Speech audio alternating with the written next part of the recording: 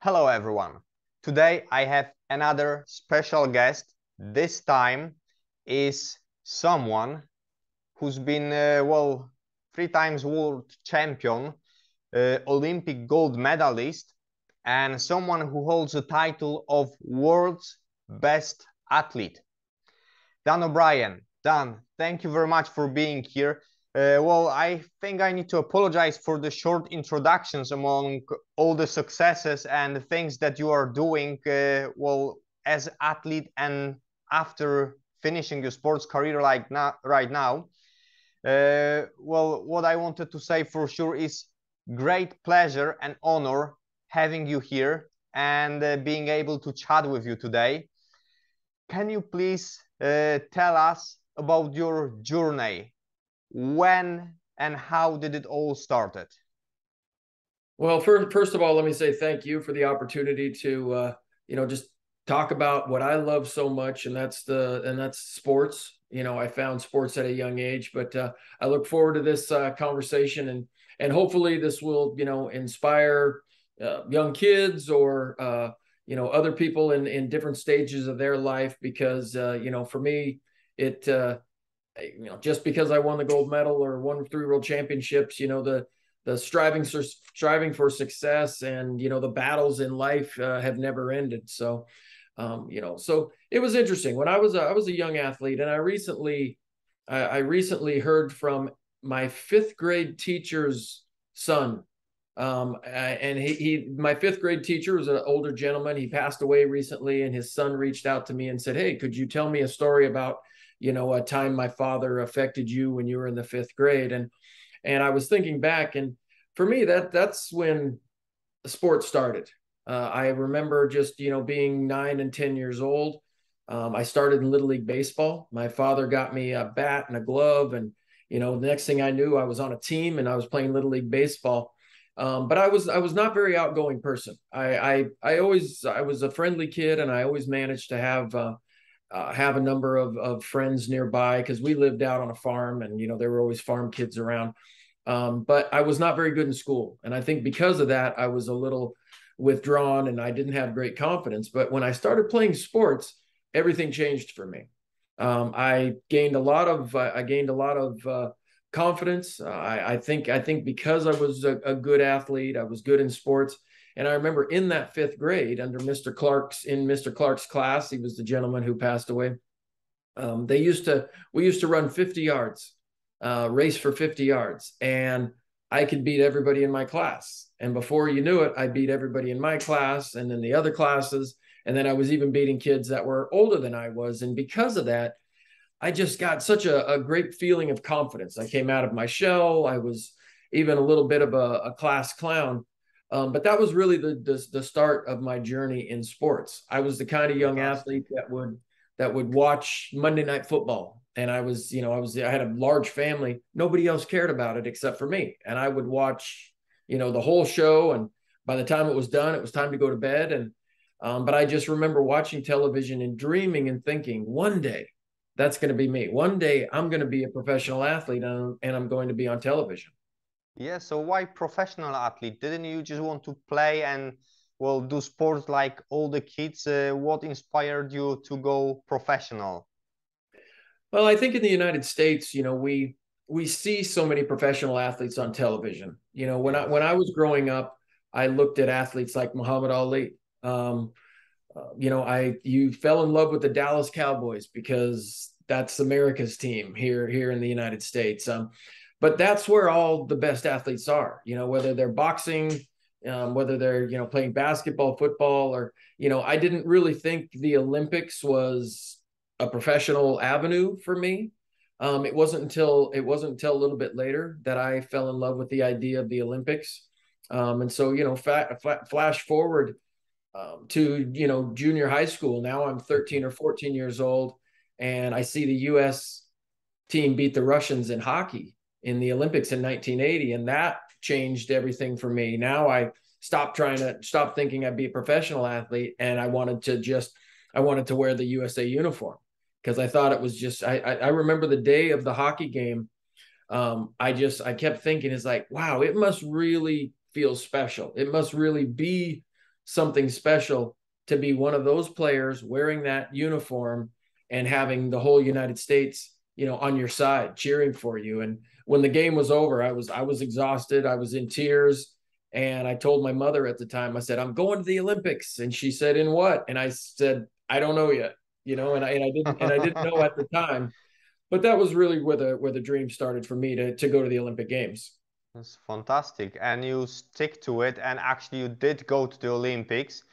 And it's not only that you just well won the gold medal. Well, I shouldn't say just, but you won the gold medal in my opinion, and I have a master's in sports, so I know something about this.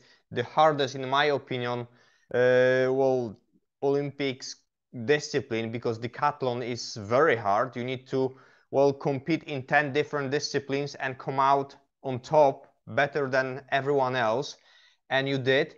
And as far as I remember, that was how many, 20 years since American America got the gold medal previously, yes? Was it That's 20 correct. years? Yep. So Bruce Jenner won the gold in 1976, and then I won the gold in Yes. 1996. But what was Perfect. interesting is I didn't always want to be a decathlete. I Uh, wanted to follow in the footsteps of Carl Lewis. I wanted to be a long jumper and a sprinter. That was where I had my vision set on. It's like, oh, those are glamour events. But in high school, I did one decathlon, and then I did another one the following year, and then another one the following year. And I always told myself after every decathlon, that's the last one. I'm not going to do another one. And then it wasn't until I got into college that a coach took me aside and said, you could be very, very good at this if you decided to do it full time. And I got a chance to meet Jackie Joyner Kersee at the right time in my life, and her husband Bob Kersee, and they convinced me at the time. They said, you could be the next Bruce Jenner. And I thought about that, at the you know 1976, and I remember I was playing baseball, as a youngster in 1976, and I knew Bruce Jenner won the gold medal, but I didn't really understand the decathlon. But after meeting Bob Kersee and Jackie Joyner, I decided I'm going to stop trying to get out of the decathlon, and I'm going to go full force into the decathlon. And believe it or not, 3 years later, just 3 years later, I was the world champion. Fantastic. Well, that's really fast. It looks like if it was something that's specifically for you. Well, we And say that, I think we say in the decathlon is that you don't choose the event chooses you. possibly that's how it is. But tell me, how did it feel back then when you knew that you have a gold medal, that you did it? How did it feel? It was interesting. I had really mixed feelings after winning the Olympic gold medal, because for years you dream about it. When you're lifting weights, when you're running, when you're out on the track, by yourself training, when you lay in bed at night and you stare at the ceiling, you dream, what's it going to be like when they give you the gold medal? And when they actually do give it to you, it's not like anything you imagined, but it's glorious nonetheless. But I think the biggest thing for me was the day after, when I went to bed that night and I woke up the following morning. I thought for years that once I won the gold medal, I would feel different. And the next day I woke up, and you know what? I felt the same. The I same. was I was the same person. I had all the same problems or issues. It didn't really change anything for me. And I expected it. I expected it to just, I don't know, magically kind of relieve me of, I think of all the troubles in my world, Mm. emotional, physical, whatever it might be. And there was no change. And so that shocked me a little bit. It's like, wow, I did all that work and I still feel the same. Well, it's the journey they said, and well, on this journey, it wasn't actually all that, because you said about trainings, about how well it was, about trying different disciplines, playing baseball, for example. But not everything was that great along the way. I know that because we already spoke about this, and well, you actually do talk about the lowest low that you had in your career.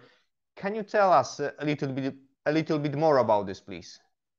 Yeah, absolutely. So, I was good at track and field. I was good at sports, but I was bad at life. And when I say I was bad at life, I went to college at age 18. I didn't have any experience being on my own. And when I got to college, I failed miserably.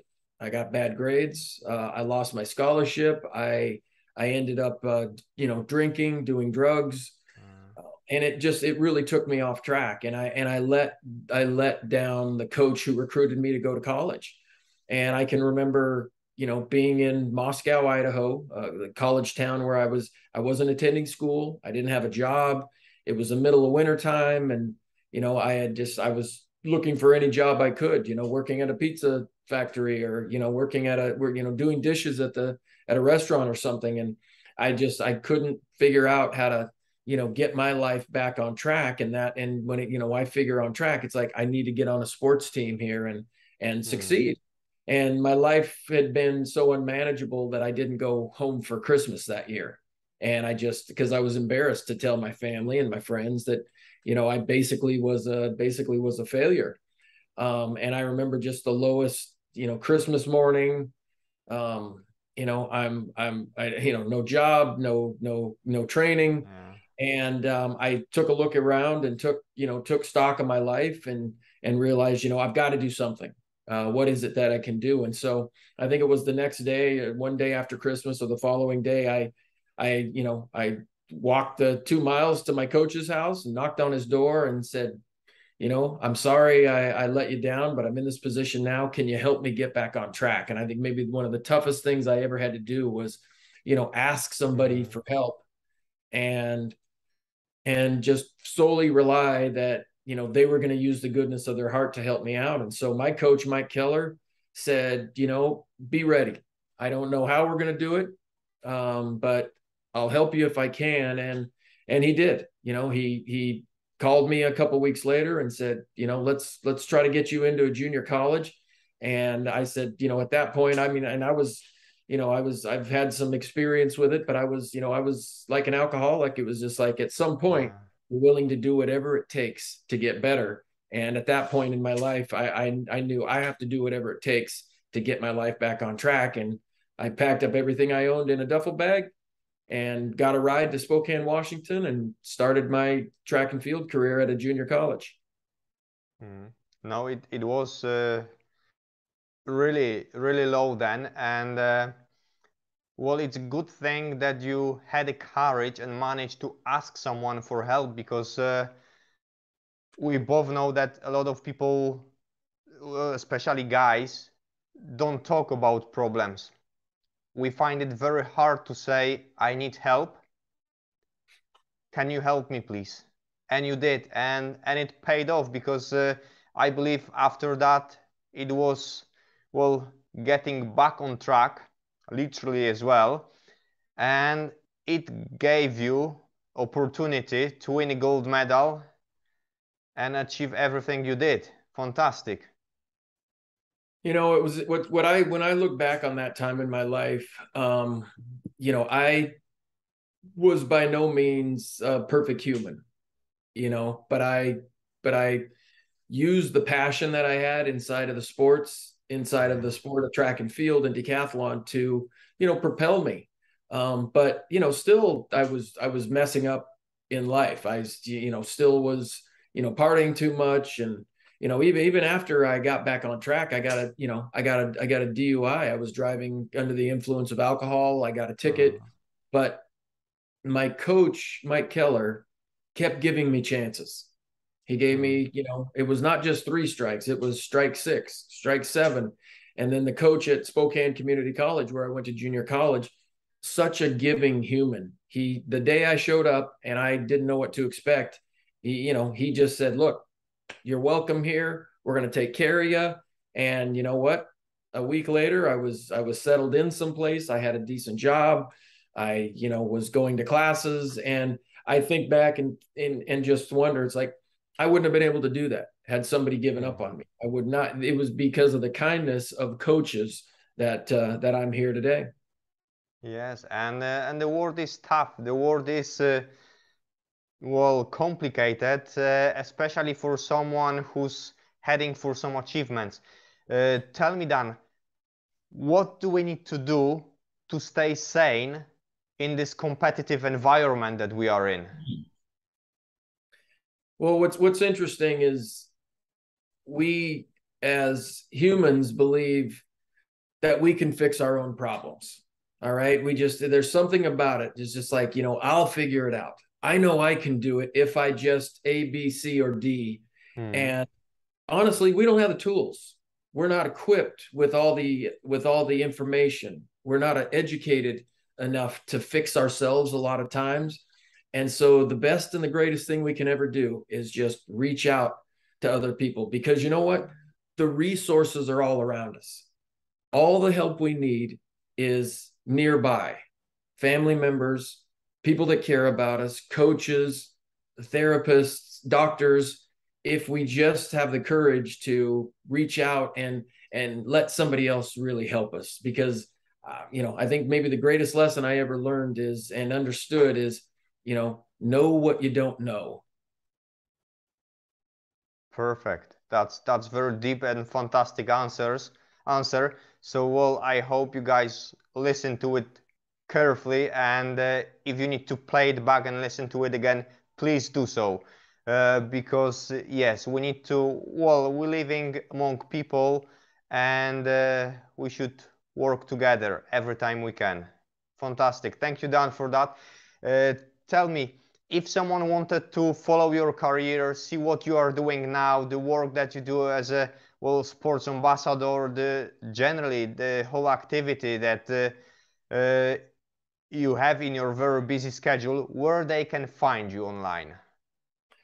I'm an easy guy to find on social media. You can find me on Twitter, Dan O'Brien. You can find me on Instagram, Dan O'Brien 96. I've got an informational website, danobrien.com. You can also find me in a new project. I'm with a group in Phoenix or Mesa, Arizona, excuse me, called Bell Bank Park, and I'm the executive vice president of a large performance academy, performance training center called Legacy Performance at Bell Bank Park, and you can find that at bellbankpark.com or legacysportsusa.com.